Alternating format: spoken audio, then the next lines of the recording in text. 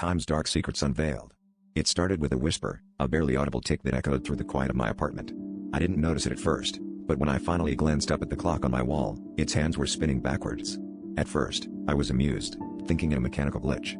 But as the hours reversed, my surroundings began to shift, subtly at first, a newspaper on the table with yesterday's date, my phone showing messages I had long deleted. Then, the shadows came. They weren't just in the corners of a room but in the very fabric of my memories, replaying moments I'd rather forget. The next morning, I woke to the familiar smell of my childhood home, a scent of old wood and cinnamon. I was no longer in my apartment but in the small, dusty attic where I'd spent much of my youth hiding from my father's rage. Each creak of the floorboards felt like a step closer to something I had buried deep within me, and each backward tick of the clock seemed to peel away the layers of time, revealing the raw, unhealed scars of my past.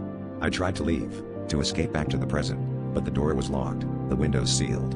It was then I realized that this wasn't just a trip down memory lane, it was a confrontation with a secret too dark to face. As the days continued to reverse, I found myself in my old school, reliving the bullying, the isolation, the whispers behind my back that grew louder and more menacing. Each shadow was now a specter of regret and fear, swirling around me, taunting me with words I never wanted to hear again. Desperation clawed in my throat as I tried to fight against the tide, to break free from this relentless loop. I began to notice a pattern, a hidden message in the chaos. Each shadow pointed to something I'd overlooked, a truth I had long denied. Finally, in the depths of my darkest memory, I reached the core of the nightmare.